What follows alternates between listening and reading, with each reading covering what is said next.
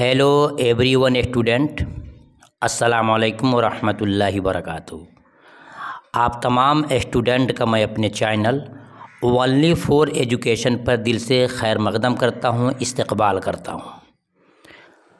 आज मैं आप तमाम स्टूडेंट को आपकी किताब कहकशा जो इंटर के अंदर पढ़ाई जाती है, बिहार के अंदर जिस ज़िले से आप ताल्लुक़ रखते हैं, आपके लिए किताब, आपके ये PDF, आपके लिए वीडियो बहुत ही करामत साबित होगी। आज मैं आपको बताना चाहूँगा कि आप लोगों की क्लास कब से शुरू होने जा रहा है। बिल्कुल लाइव क्लास होगा, चैप्टर वाइज होगा, जिसमें ऑब्जेक्टिव क्वेश्चन के साथ साथ आपको सब्जेक्टिव क्वेश्चन भी हल कराए जाएंगे। ख़ास बात आपको ये बतानी है कि अगर आप पढ़ना चाहते हैं तो आप तमाम स्टूडेंट हमारे इस व्हाट्सएप नंबर से ज्वाइन कर लेंगे। जैसे कि नंबर देख रहे हैं आप 80 84 92 80 92 80 84 92 80 92 पे आपको क्या करना है, ज्वाइन करना है। और हमारे इस व्हाट्सएप ग्रुप में, यानी क्लास इंटर के व्हाट्सएप ग्रुप जो हमारा स्पेशल बना हुआ है, तो हम आपको पर डे एक चैप्टर का एनालाइज कराएंगे, एक्सप्लेनेशन के साथ आपको मुकम्मल तौर से हम पढ़ाएंगे। आज मैं आपको सिर्फ चैप्टर 1 का दे रहा हूं, और इस मकसद से दे रहा हूं कि ये भी क्लास हमारा शुरू होने जा रहा है, 1 सितंबर से इंशाल्लाह शुरू होगा। आप जितने स्टूडेंट हैं ग्रुप को ज्वाइन करें, व्हाट्सएप ग्रुप को, और फ्री ऑफ कॉस्ट में आपको वीडियो दिया जाएगा, क्लास दिया जाएगा। आपकी ख्वाहिश होगी कि हम PDF लें तो इंशाल्लाह आपको PDF दिया जाएगा। PDF के लिए आपको मामूली अखराजात देना पड़ेगा। साथ में आपको हम मुकम्मल तौर से ग्रामर पढ़ाएंगे, और ये हमारी तमाम वीडियोस, तमाम PDF आपके लिए चैलेंज होगा। इम्तिहान में आपके ये PDF और चैलेंज, ये हमारे वीडियो से अगर क्वेश्चंस नहीं आते हैं तो फिर आप मुझे बात करके पूछ सकते हैं, ये गारंटी है, ठीक है। तो आइए हम वीडियो को शुरू करेंगे, और आज देखेंगे चैप्टर 1 में क्या क्या हमें आपको पढ़ना है। ठीक इसी अंदाज से आप मुकम्मल चैप्टर को पढ़ेंगे। सप्ताह में आपका टेस्ट होता रहेगा, व्हाट्सएप टेस्ट होगा, ऑनलाइन टेस्ट होगा, हर तरह से सहूलत आपको दी जाएगी। आइए शुरू करते हैं। देखिए, सबक का नाम है नज़ीर अहमद की कहानी, कुछ मेरी कुछ उनकी ज़बानी। ये आपका सबक हो जाएगा। नज़ीर अहमद की कहानी, और आगे में है कुछ मेरी कुछ उनकी ज़बानी। अब ये सवाल पैदा होगा कि नज़ीर अहमद की कहानी, कुछ मेरी कुछ उनकी ज़बानी क्या है। तो आपको विकल्प में देगा एग्ज़ाम के अंदर, नावल है, अफसाना है, खाका है, मज़मून है। तो याद रखिएगा, आपको टिक मारना होगा कि ये जो है आपका खाका है। क्या है? खाका है। खाका किसे कहते हैं, इन तमाम चीज़ों पर हम चर्चा करेंगे वीडियो के अंदर में। तो आइए पहले जान लें कि सबक का नाम हो गया नज़ीर अहमद की कहानी, और कुछ मेरी कुछ उनकी ज़बानी, और इसके राइटर हैं जनाब फ़रहतुल्लाह बेग साहब, मिर्ज़ा फ़रहतुल्लाह बेग साहब, ठीक है। और ये कौन है, इन्होंने किस तरह किया लिखा है, और खाका किसके ऊपर लिखा है, तमाम बातें एक्सप्लेनेशन के अंदर आएंगे। तो आप वीडियो को नेक्स्ट देखते रहिए। आइए शुरू करते हैं। सबसे पहले हम बात करेंगे, जब सबक का नाम है नज़ीर अहमद की कहानी, कुछ मेरी कुछ उनकी कहानी, कुछ मेरी कुछ उनकी ज़बानी, तो ये खाका है। खाका किसे कहते हैं, इसको देखिए यहाँ पर लिखा गया है। 1 से 2 बार सुनने के बाद से इंशाअल्लाह आपके जहन में बात बैठ जाएगी।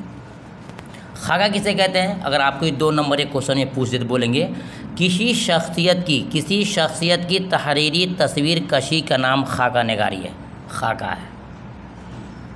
किसी शख्सियत की तहरीरी तस्वीर कशी का नाम खाका नगारी है। इस तरह समझ में नहीं आए तो ऐसे समझिए कि एक शख्स है, उसके बारे में आप जानते हैं, उसकी शक्ल सूरत को जानते हैं, उसकी सीरत को जानते हैं, उसकी अंदरूनी और बैरूनी ख़राबियों को, खूबियों को जानते हैं। उन तमाम चीज़ों को कलम से लिख देने का नाम खाका है। अब समझ में आई होगी बात। फिर उसी को कहा गया है उर्दू ज़ुबान में किसी शख्सियत की तहरीर कहते हैं लिखने को, किसी शख्सियत की तहरीरी तस्वीर कशी का नाम खाका नगारी है, ठीक है। उम्मीद करता हूँ कि आप समझ गए होंगे। अब आगे देखते हैं हम। खाके बहुत तरह के होते हैं। ज़रीफ़ाना भी खाका होता है, आलिमाना होता है, संजीदा होता है ना। 3 तरह से भी खाके होते हैं, ज़रीफ़ाना, आलिमाना और संजीदा। अब आगे देखते हैं, खाके के अंदर एक ही साथ में खुद नविश्त, सवानह, यादनगारी, ये तमाम चीज़ें खाके में शामिल हैं। अब आगे देखते हैं, अफसानों के साथ साथ मज़मून के अज्जा भी शामिल होते हैं, यानी सब ये क्या आते हैं, खाके में आते हैं। अब देखिए, सबसे पहले समझिए कि आपके जितनी मतलब लोग खाका नगार हैं, उन तमाम खाका नगारों में एग्ज़ाम में आता है कि सबसे पहले खाका नगार कौन है। याद रखिए इसको, ये आपके लिए ऑब्जेक्टिव क्वेश्चन में 100% काम आएगा कि सबसे पहले खाका नगार कौन है। एक ये सवाल है, जवाब बताएंगे कि मिर्ज़ा फ़रहतुल्लाह बेग को कहा जाता है। मालूम होगा कि सबसे पहले खाका नगार मिर्ज़ा फ़रहतुल्लाह बेग हैं, जिन्होंने खाका लिखा किसी नाम पर, अपने उस्ताद डिप्टी नज़ीर अहमद का खाका लिखा, जिसका उन्वान रखा नज़ीर अहमद की कहानी, कुछ मेरी कुछ उनकी ज़बानी। ठीक है ना। मालूम हो गया कि सबसे पहले खाका नगार कौन है, मिर्ज़ा फ़रहतुल्लाह बेग को कहा जाता है। ये आपका 1 नंबर ये क्वेश्चन है। दूसरा सवाल कि मिर्ज़ा फ़रहतुल्लाह बेग ने खाका किसके नाम पर लिखा, तो बताएंगे कि मिर्ज़ा फ़रहतुल्लाह बेग ने खाका अपने उस्ताद डिप्टी नज़ीर अहमद के नाम पर लिखा। फिर सवाल बनता है कि फ़रहतुल्लाह बेग के उस्ताद कौन है, तो बताएंगे कि डिप्टी नज़ीर अहमद। फिर सवाल बनता है कि फ़रहतुल्लाह बेग और डिप्टी नज़ीर अहमद में क्या रिश्ता था। ये तमाम क्वेश्चन इम्तहान में आपसे पूछे जाते हैं। आप बताएंगे उस्ताद हैं डिप्टी नज़ीर अहमद साहब और शागिर्द हैं, यानी कि उनसे पढ़ने वाले स्टूडेंट हैं मिर्ज़ा फ़रहतुल्लाह बेग। ठीक है। अब नेक्स्ट देखते हैं, उसको खाका नगारी में शाहकार तस्वूर किया जाता है, यानी कि पूछा जाएगा कि सबसे बेहतर, सबसे पाया तकमील का खाका किनका है, तो बोलेंगे वही है फ़रहतुल्लाह बेग का लिखा हुआ नज़ीर अहमद की कहानी, कुछ मेरी कुछ उनकी ज़बानी, सबसे मशहूर और शाहकार ये इसको माना जाए, इसको सबसे इम्पोर्टेंट इसको माना जाता है। अब जानते हैं फ़रहतुल्लाह बेग के बारे में चंद चीज़ें, क्योंकि एक्सप्लेसन हो रहा है चैप्टर के बारे में। आपने जान लिया कि चैप्टर का नाम है नज़ीर अहमद की कहानी, कुछ मेरी कुछ उनकी ज़बानी। ठीक है। लिखने वाले हो गए मिर्ज़ा फ़रहतुल्लाह बेग, और फ़रहतुल्लाह बेग ने अपने उस्ताद मोहतरम जनाब डिप्टी नज़ीर अहमद का पर खाका लिखा है। ठीक है। अब देखिए, फ़रहतुल्लाह बेग के बारे में जानेंगे, जो कि आपके लिए बहुत ही इंपॉर्टेंट है और एग्ज़ाम में ये क्वेश्चन आपसे पूछे जाते हैं। तो नाम देखिए मिर्ज़ा फ़रहतुल्लाह बेग। अब पूछता है इम्तहान में कि मिर्ज़ा फ़रहतुल्लाह बेग की पैदाइश कब हुई, तो ये आपका सवाल रहेगा, मिर्ज़ा फ़रहतुल्लाह बेग की पैदाइश कब हुई। जवाब हो जाएगा कि 1885 में। आप बुक खोलेंगे तो आपके बुक में मिलेगा 1883 भी, तो लेकिन यहाँ पर सवाल ये होगा, पूछ सकता है इम्तहान में कि तारीख़ मज़मून नगारों की निगाह में, यानी जो हिस्ट्री लिखते हैं, तारीख़ लिखते हैं, उनकी निगाह में फ़रहतुल्लाह बेग की पैदाइश कब हुई, तो आप बताएंगे 1883। अब जब पूछेगा कि सही माना में इसके कौन है, इनका डेट ऑफ बर्थ क्या है, तो बताएंगे फ़रहतुल्लाह बेग की सही डेट 1885 है, क्योंकि किताब में लिखा है कि मज़मून नगारों के हिसाब से 1883 पैदाइश हुई है, लेकिन ख़ुद ये कहते हैं कि नहीं, मेरी पैदाइश जो है 1885 है, लिहाजा आपको 85 सही मानना है। 22 दफ़ा अगर आपको दे देता है कि तारीख़ तज़किरा नवेसों के मुताबिक इनकी पैदाइश कब है, तो 1883 पर आप टीक मारेंगे। याद रखेंगे 1883 भी है, 1883 भी है और 1885 भी है। लेकिन अगर नाम लेके पूछता है कि तज़किरा नवेशों के मुताबिक फ़रहतुल्लाह बेग की पैदाइश कब हुई, तो आपको टिक मारना है 1883 पे, और सिर्फ ऐसे पूछता है कि उनकी पैदाइश कब हुई, तो आपको 1885 मारना है। ठीक है। नेक्स्ट देखते हैं, और मिर्ज़ा फ़रहतुल्लाह बेग के वालिद का नाम क्या है, बताएंगे मिर्ज़ा हशमतुल्लाह बेग। मिर्ज़ा फ़रहतुल्लाह बेग के वालिद का नाम क्या है, बताएंगे मिर्ज़ा हशमतुल्लाह बेग। ठीक है। फिर पूछता है कि जद्द अमजद कौन है। जद्द अमजद का माना क्या होता है, जद्द अमजद का माना होता है कि दादा परदादा होता है। ठीक है ना। तो बताएंगे मिर्ज़ा अफज़ल बेग, मिर्ज़ा अफज़ल बेग। और फिर नेक्स्ट देखते हैं, तो एक सवाल आता है कि मिर्ज़ा फ़रहतुल्लाह बेग के घर वाले या उनके दादा परदादा कहाँ से हिंदुस्तान आए थे, बताएंगे बदख्शा से। कहाँ से, बदख्शा से तर्क वतन, यानी कि अपने वतन को छोड़ करके शाह आलम शाह सानी के ज़माने में हिंदुस्तान आए थे। ठीक है ना। अब देखिए, अब नेक्स्ट सवाल में है कि इंतकाल कब हुआ किनका, मिर्ज़ा फ़रहतुल्लाह बेग का इंतकाल कब हुआ, तो जवाब लिखा है कि 1947 में मिर्ज़ा फ़खरुल्लाह बेग का इंतकाल हुआ। ये हो गया, ठीक है। अब जानते हैं उनकी कुछ तसानीफ़ भी है। तसानीफ़ मीन्स तसनीफ़, उनकी लिखी हुई किताबें हैं, ठीक है। उनकी तसानीफ़, एक यादगार मुशायरा, बहुत इंपॉर्टेंट चीज़ है, इम्तहान में पूछता है कि यादगार मुशायरा किसकी तसनीफ़ है, यानी किसकी लिखी हुई है। बोलेंगे एक यादगार मुशायरा, फूल वालों की सैर, ये 2 हो जाता है। मज़ामिन फ़रहत, मज़ामिन फ़रहत 3 होता है। और मज़ामिन फ़रहत के नाम से एक मज़मून 7 जिल्दों में शाया है। पूछेगा इम्तिहान में मज़ामिन फ़रहत के नाम से कितने जिल्दों में शाया हुआ है मज़मून, बताएंगे 7 जिल्दों में। ये वो तमाम चीज़ें हैं जो आपको जानना बहुत ज़रूरी था। नेक्स्ट देखिए, अब सवाल होता है कि मिर्ज़ा फ़खरुल्लाह बेग जो है शागिर्द थे किसके, नज़ीर डिप्टी नज़ीर अहमद के। तो अकेले नहीं थे बल्कि उनके साथ और भी दोस्त अहबाब पढ़ने वाले थे।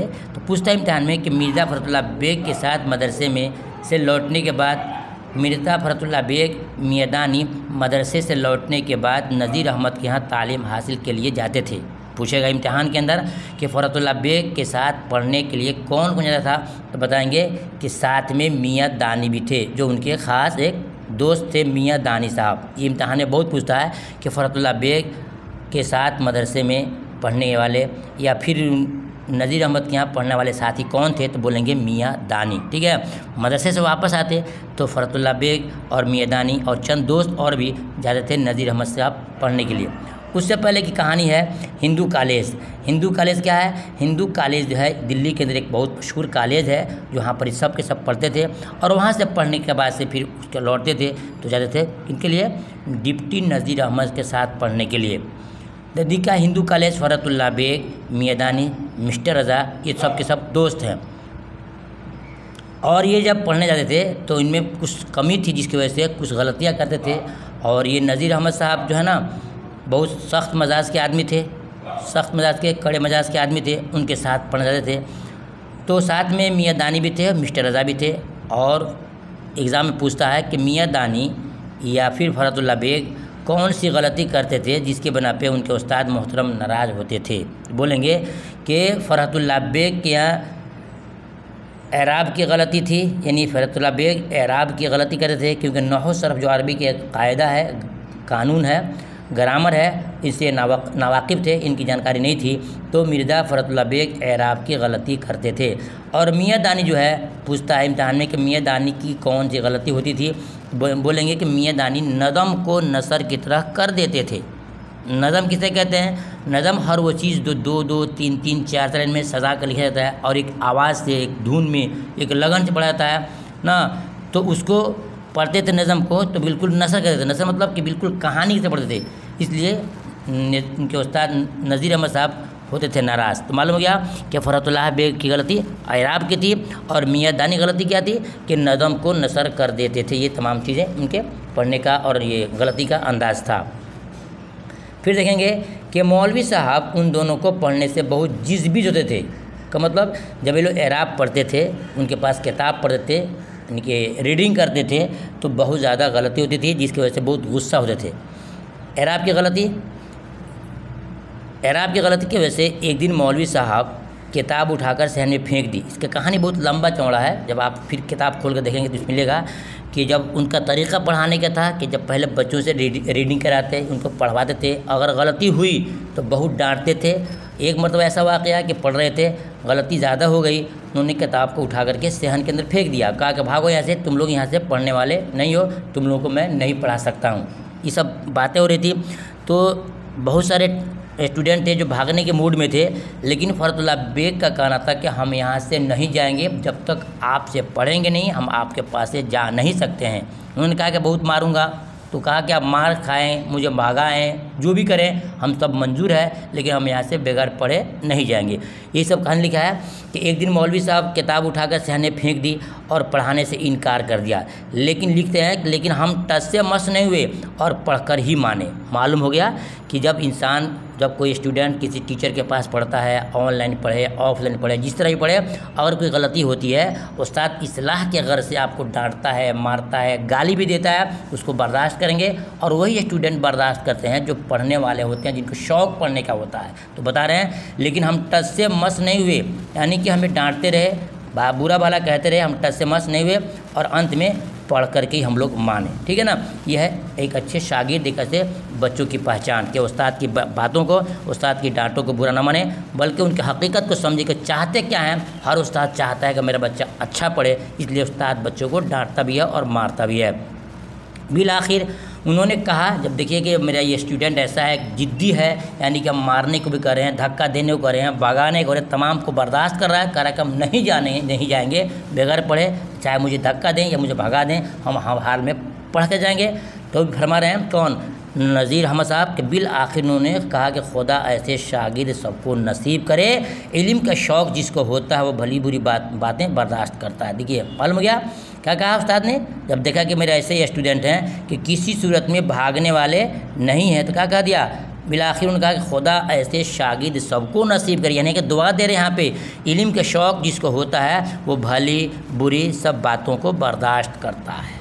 मालूम हो गया कि आप भी किसी के पास अगर पढ़ रहे हो, ऑफलाइन में हो, ऑनलाइन में हो, अगर कुछ बुरा भला बोलता है तो आपके खातिर बोलता है, आपको नाराज़ होकर के क्लास नहीं छोड़ना चाहिए, बल्कि तमाम उनकी बातों को बर्दाश्त करें अगर पढ़ने का अगर शौक़ है तो। ठीक है, अब नेक्स्ट देखते हैं। अब कुछ सवालात यहाँ पर हैं। सवाल नंबर 1 में है कि फ़रतुल्लाह और मैदानी मौलवी साहब के घर क्यों जाते थे। ये आपके 2 नंबर में और 3 नंबर में क्वेश्चन पूछता है, जवाब देंगे। यहाँ पर जवाब नहीं है लेकिन आपको PDF में सब मिल जाएगा। बोलेंगे कि फ़रतुल्लाह बेग और मैदानी मौलवी साहब के यहाँ घर इसलिए जाते कि उनको वहाँ पढ़ना था। मालूम हो गया कि पढ़ने के लिए उनके घर जाया करते थे। ये लिखेंगे कि फ़रतुल्लाह बेग और मैदानी मौलवी नज़ीर अहमद साहब के यहाँ पढ़ने के लिए जाते थे। अब एक और सवाल आता है ऑब्जेक्टिव में कि किस अरबी शायर से मुताल्लिक सबक पढ़ाने के दौरान मियाँ रज़ा की छुट्टी हो गई। इसमें 3 साथी थे, फ़रतुल्लाह बेग साहब थे और नंबर 2 मैदानी साहब थे और तीसरे में थे कौन, मिस्टर रज़ा। एक बार ऐसा हुआ पढ़ने के दौरान में कि पहली बार तो उनको लेके गए थे इजाज़त दे करके। जब ये गए, इनको पढ़ने का शौक़ था कि वो लोग बहुत उनकी बड़ाई करते थे, क्या कि हमारे जो उस्ताद हैं नज़ीर अहमद साहब बहुत लाजवाब पढ़ाते हैं, बहुत बेमिसाल पढ़ाते हैं, बहुत धांसू पढ़ाते हैं। उनका शौक़ पैदा हुआ, वो गए। जाने के बाद से जब इनके पढ़ने की बारी आई, उन्होंने इस तरह इबारत को, रीडिंग को इतना गलत कर दिया कि नाराज़ हुए और कहा कि तुम भागो यहाँ से, तुम नहीं पढ़ सकते यहाँ से। तो वही कह रहे हैं कि वो कौन सा शेर था, किस शायर का शेर था जिसके पढ़ने के दौरान मियाँ रज़ा की छुट्टी हो गई, यानी इतना उनको शर्मिंदगी महसूस हुई कि उन्होंने पढ़ाई ही छोड़ दिया। क्या नाम बताएंगे कि अरबी के एक शायर है मुतनब्बी। क्या नाम है, मुतनब्बी। देखिए लिखता हूँ, मीम ते नून बे, ये मुतनब्बी, मीम ते नून मुतनब्बी, बे नून के बाद बे, ये मुतनब्बी शायर थे। मुतनब्बी शायर के कलाम पढ़ने के दौरान क्या हो गया, मियाँ रज़ा की छुट्टी हो गई, यानी मुतनब्बी की जो कलाम पढ़ रहे थे, शेर पढ़ रहे थे, इतनी ज़्यादा गलती कर दिए कि नज़ीर अहमद नाराज़ हुए और उनको बोले कि तुम यहाँ से जाओ, पहले कहीं और पढ़ के अपना बेस मजबूत करके आओ तो फिर मेरे पास पढ़ना। तो जवाब देंगे किस अरबी शायर से मुताल्लिक सबक पढ़ाने के दौरान मियाँ रज़ा की छुट्टी हो गई। यही जवाब देंगे कि मुतनब्बी शायर के, क्या बोलेंगे, मुतनब्बी शायर के शेर को पढ़ने के दौरान मियाँ रज़ा की छुट्टी हो गई। नेक्स्ट देखेंगे, फ़रतुल्लाह बेग और मैदानी शेर खानी में किस तरह की गलती करते थे। अभी बताया आप ऊपर में आपको कि फ़रतुल्लाह बेग गलती करते थे किसकी, एराब की। किसकी, एराब की गलती करते थे। कौन, फ़रतुल्लाह बेग।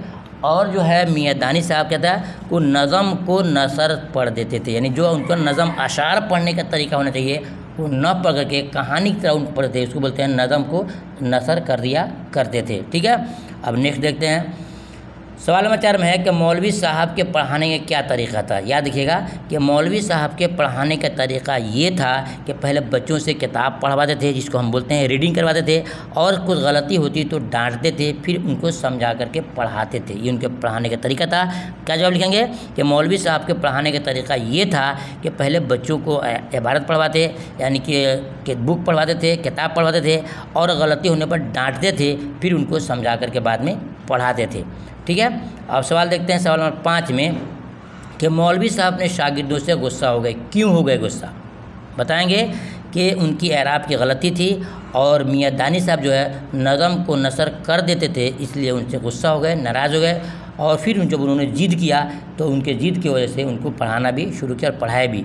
अगर लिखा है कि खुदा महफूज रखे तुम जैसे शागिर्द किसी के न हुए, ये कौल किसका है। इम्तिहान ये पूछता है कि खुदा महफूज रखे तुम जैसे शागिर्द किसी के न होंगे। ये कॉल किसका है बताएंगे। ये कॉल जो है जनाब उस्ताद मोहतरम डिप्टी नज़ीर अहमद साहब का है जी। ये आपके चैप्टर 1 का एक्सप्लेनेशन हो गया मुकम्मल नज़ीर अहमद के बारे में, फ़रहतुल्लाह बेग के बारे में, और चैप्टर में जितने क्वेश्चन बन सकते हैं उन तमाम को अलग अलग करके बना दिएगा ऑब्जेक्टिव प्रैक्टिस के लिए। मैं आपको एक दिन अगर आप चाहते हैं मेरे इस व्हाट्सएप नंबर ग्रुप से और ज्वाइन करते हैं तो मैं आपको रोज़ाना एक क्लास दूंगा। एक क्लास में आपको एक्सप्लेनेशन होगा और दूसरे क्लास में हम आपको ऑब्जेक्टिव देंगे, साथ में सब्जेक्टिव देंगे। मेरा ये व्हाट्सएप नंबर है 80 84 92 80 92। इसमें ग्रुप में आपको व्हाट्सएप ग्रुप मिलेगा तो ग्रुप ज्वाइन कीजिए।